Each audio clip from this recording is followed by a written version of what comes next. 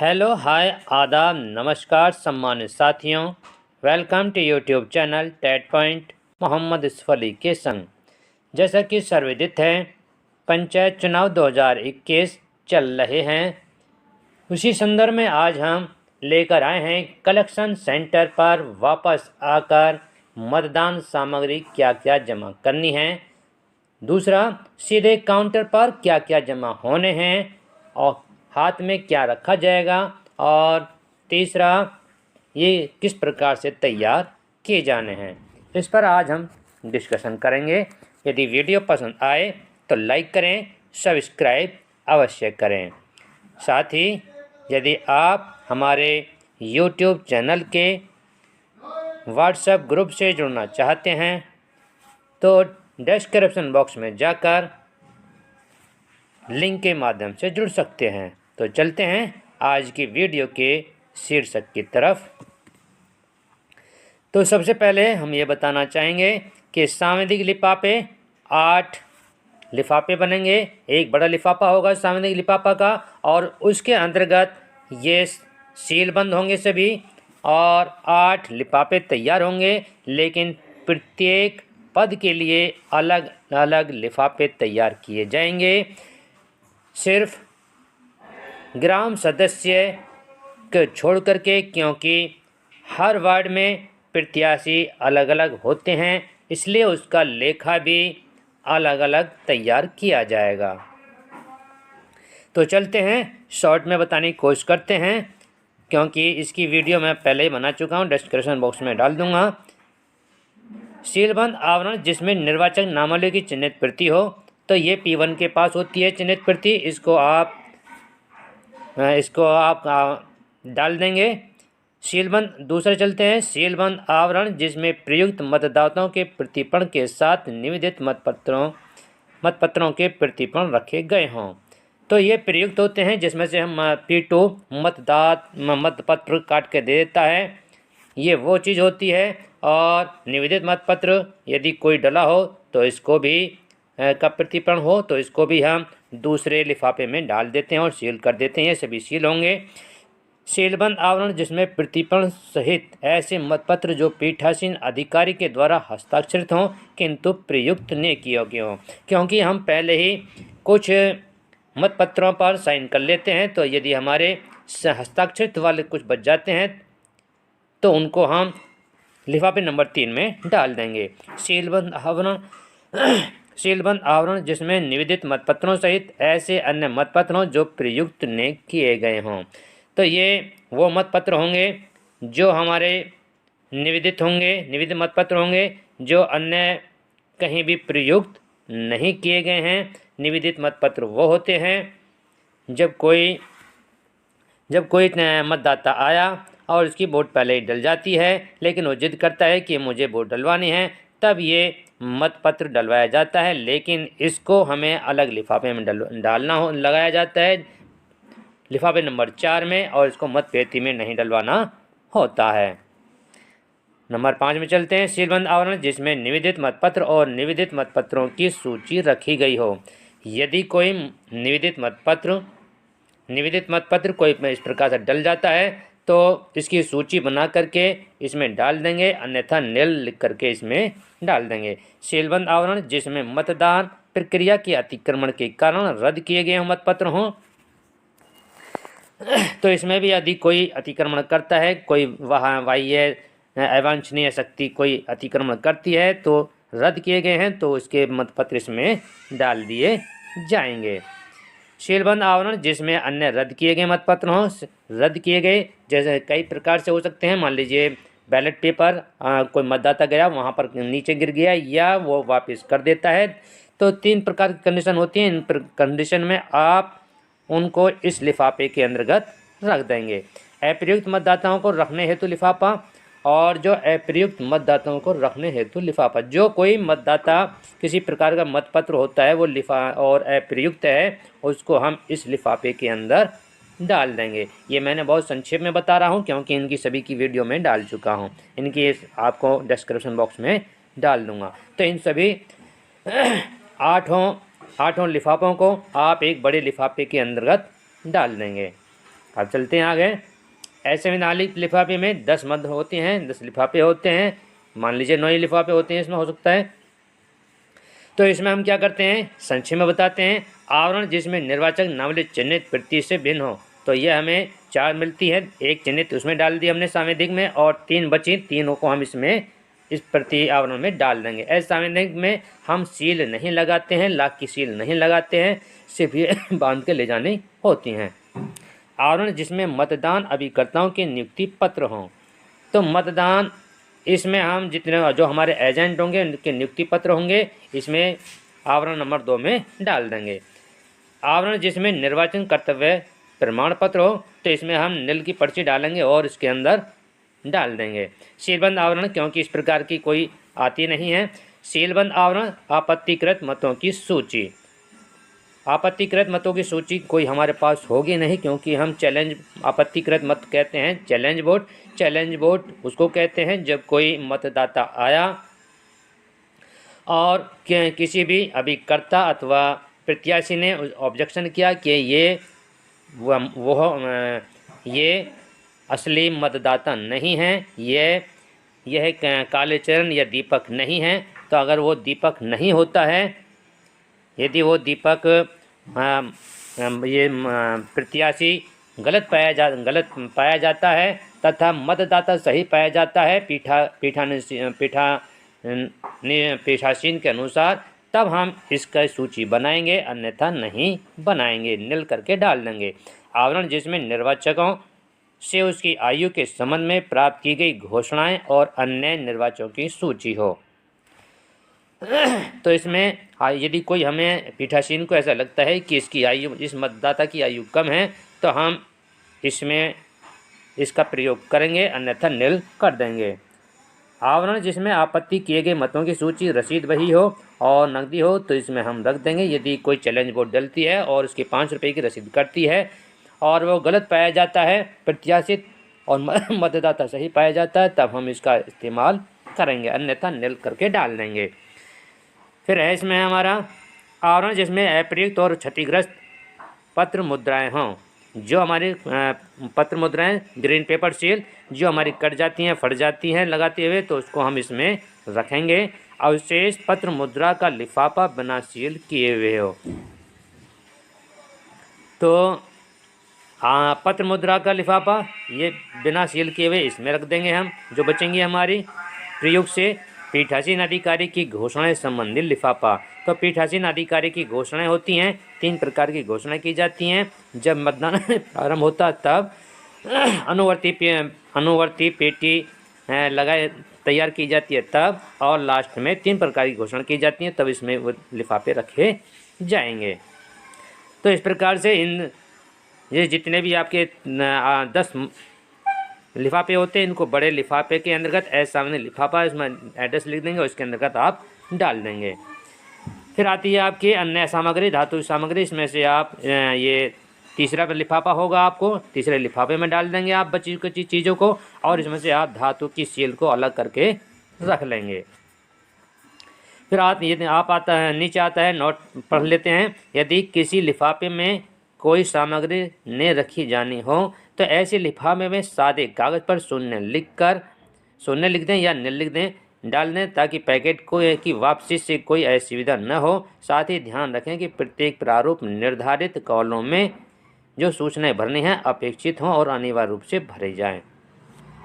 अब चलते हैं कलेक्शन सेंटर पर। वापस आकर मतपेटी एवं मतदान सामग्री को जमा करना। क्या क्या हमें जमा करना होता है, सीधे काउंटर पर जमा क्या करना होता है, देखिए सील्ड मतपेटी जमा करनी होती है, मतपत्र लेखा लिफाफे में जमा करने होते हैं, और पीठासीन अधिकारी की डायरी, सांविधिक लिफाफे, असंवैधानिक लिफाफे जो मैंने अभी आपको संक्षेप में बताया है, और अन्य सामग्री जो आपके तीसरा बैग तैयार होगा, तीसरा पैकेट तैयार था। और नंबर 5 आगंतुक पत्रक और धातु की सील। ये 5 चीज़ हमारे हाथ में रहेंगी, और जब हम जमा करेंगे मतपेटी को, ये जब हमारा टाइम ख़त्म हो जाएगा तब हम उसको सील कर देंगे, और सील करने पर उसमें हम मतपत्र लेखा के चारों चारों लेखा लिफाफे बांध देंगे और उसको सील करके लाएंगे हम। फिर है हमारी मतपत्र लेखा लिफाफे हम इस पर आगे चर्चा करेंगे। पीठासीन की डायरी पर हम आगे चर्चा करेंगे, देखते हैं। और आगंतुक मतपत्रक, आगंतुक पत्रक वो चीज़ होती है जिसे विजिट शीट कहते हैं। तो इसको भी हमें हाथ में रखनी होती है जब कोई भी सेक्टर मजिस्ट्रेट या कोई भी बाहरी अधिकारी आता है तो उस पर वो साइन करके जाता है, वो आगंतुक पत्रक होता है। और धातु की सील ब्रासील जो अपना हमारे पूरे टाइम साथ रहती है, ये भी हमें सीधे ओपन हाथ में ही देनी होती है। तो अब हम बात करते हैं प्रपत्र 36 मतपत्र लेखा भाग 1, और इसके हम सीधे विवरण पर आते हैं। क्रमांक 1 विवरण कुल संख्या।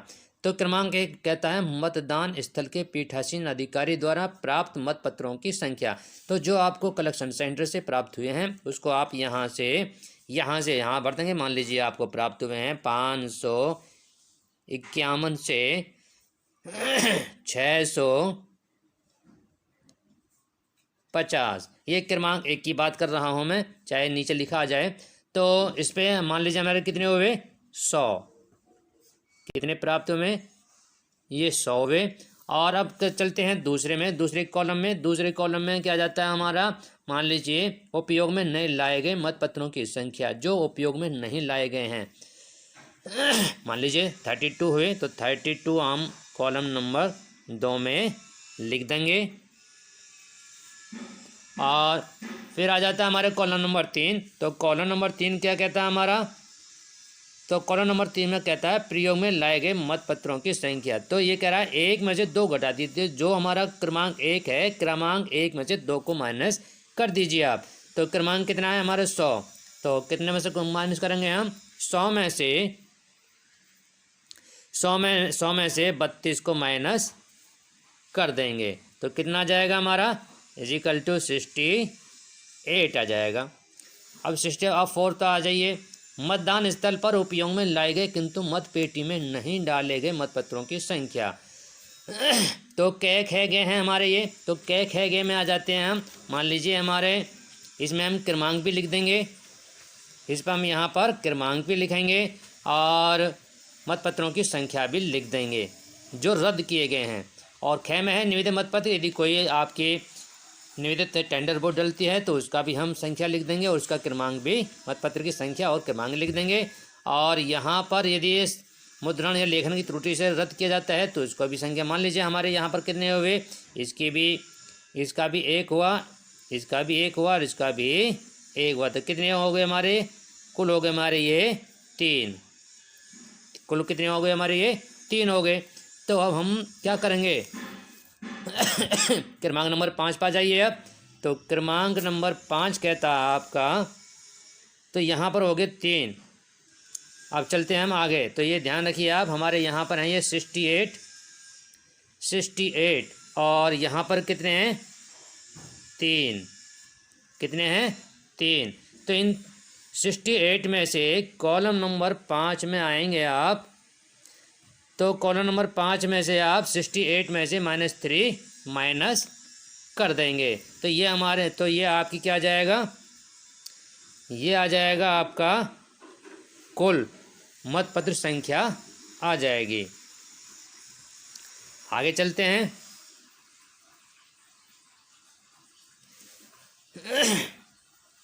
पीठासीन अधिकारी की डायरी प्रपत्र 35, इस पर आबाद करते हैं।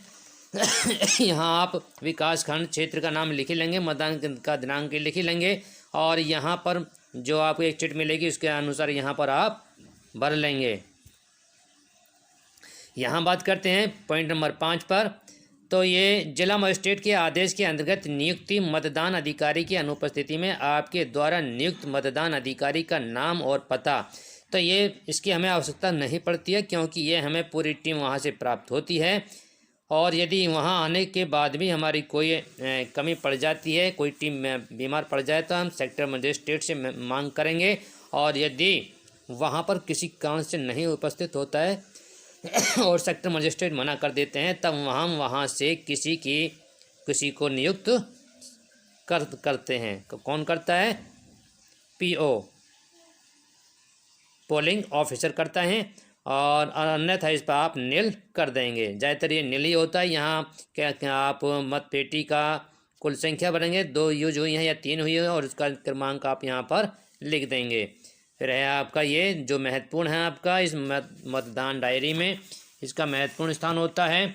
तो यहाँ आपको प्रत्येक 2 घंटे में, मान लीजिए आपका 7 बजे से 9 बजे से तक 2 घंटे हो गए, तो यहाँ सेक्टर मजिस्ट्रेट या कोई भी अधिकारी आकर के प्रत्येक 2 घंटे की रिपोर्ट मांगता है। फ़ोन पर मांग लेते हैं वैसे भी। तो यहाँ आपके मान लीजिए हर 2 घंटे में हुई, और 1 घंटे में हम मान लेते हैं, किसी भी घंटे में 160 वोट डली। मान लीजिए 9 से 11 के बीच में कितनी वोट डली आपकी?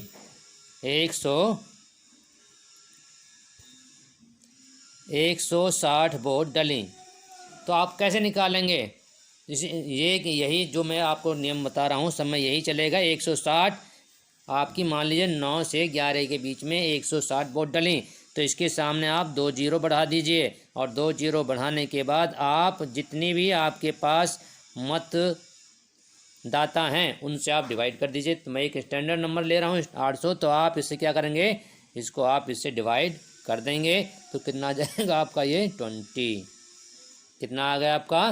20%, 20% आ जाएगा आपका ये।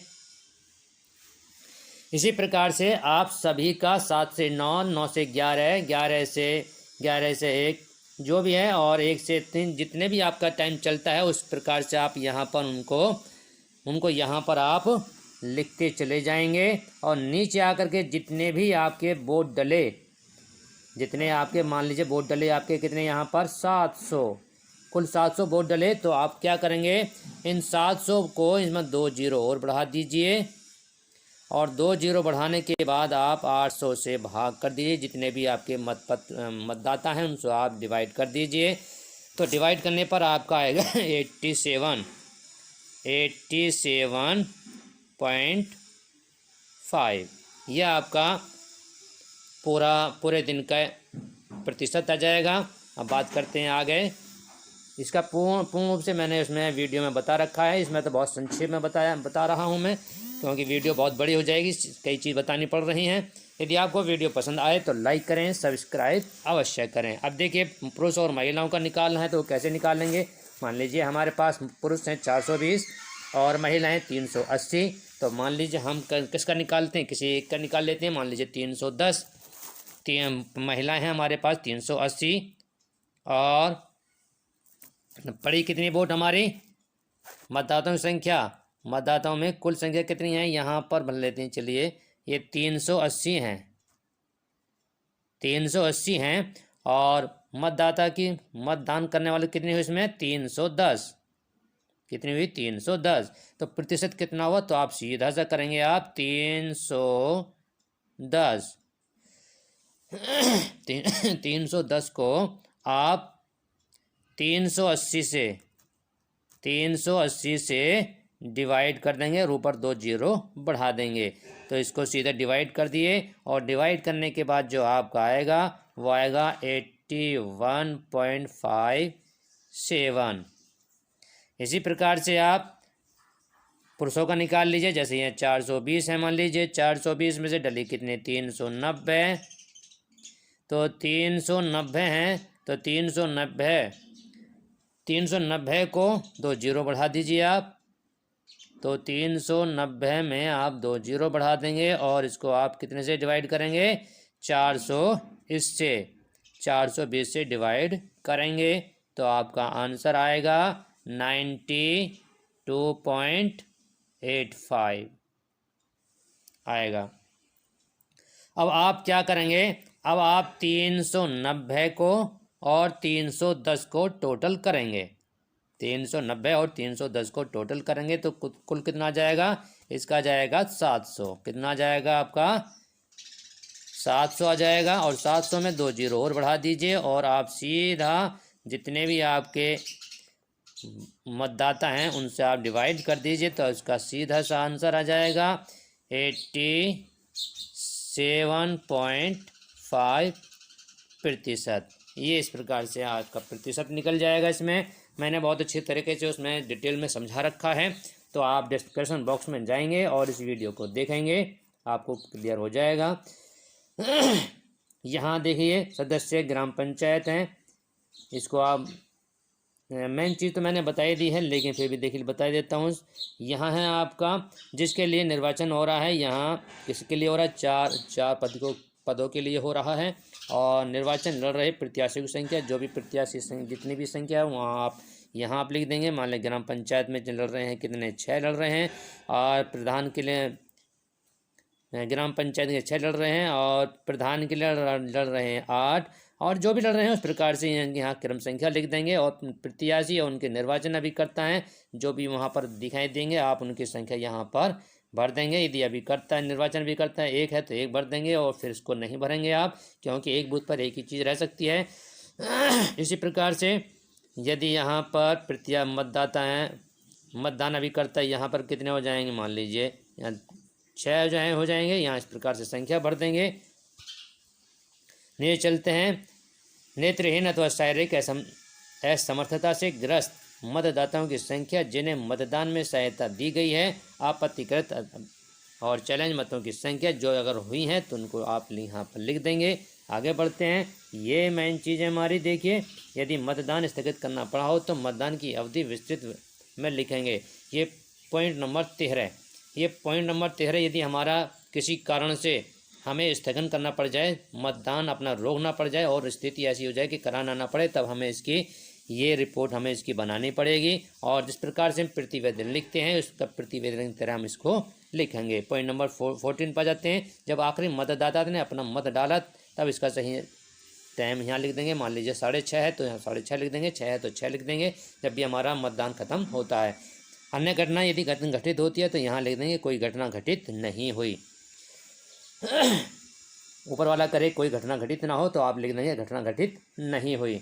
और नीचे आप लिख देंगे, ये जो सबसे महत्वपूर्ण है, यहाँ पर आप लिख देंगे मतदान शांतिपूर्ण संपन्न हो गया है। निर्वाचन अभिकर्ताओं की उपस्थिति में मतपेटी को सील कर दिया गया है। कोई अप्रिय घटना घटित नहीं हुई है। और यहाँ पर इतना लिख करके साइन कर देंगे, ब्राज़ील अपनी मोहर लगा देंगे और नीचे आप साइन कर देंगे पीठासीन अधिकारी।